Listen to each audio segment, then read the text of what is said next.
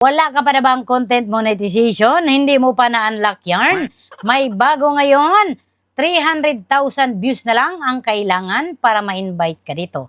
Check your content monetization para mag-join challenge ka na para mag-start na yung 300,000 mo na requirements sa content monetization. Eligible po ito sa lahat ng posting, video, photos, text post, stories at live streaming.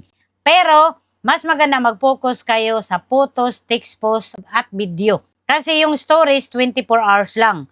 Then, yung live streaming, 1 month lang din, dinidelete niya.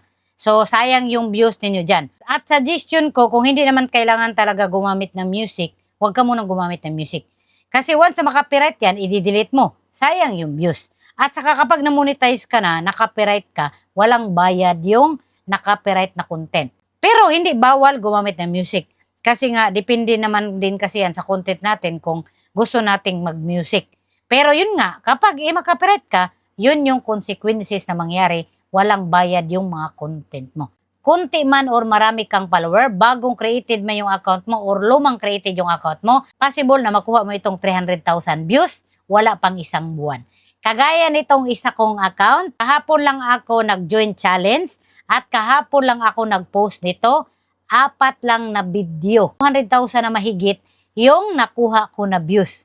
Kunting kimbot na lang, makukuha ko na yung 300,000 views na yan.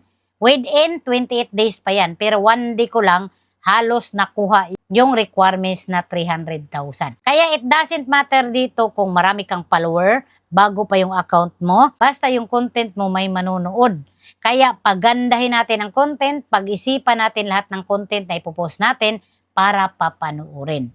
Content ang puhunan para makuha mo yung requirements na 300,000 sa content monetization para din magka-followers ka, para din ma-monetize ka na. So kung isa ka na wala pang content monetization, i-check mo lang dyan lagi kasi hindi pa po lahat ng account nag-update. Kailangan may join challenge kayo, then mag-join challenge kayo agad kasi 1 month lang yan. Kung hindi pa nag-update yung account mo, mag-antay ka lang. So kung may katanungan kayo pagdating sa Facebook, pwede nyo ako i-follow sa Facebook account ko. Mas active ako dito, pwede natin gawa ng content yung katanungan ninyo. Thank you.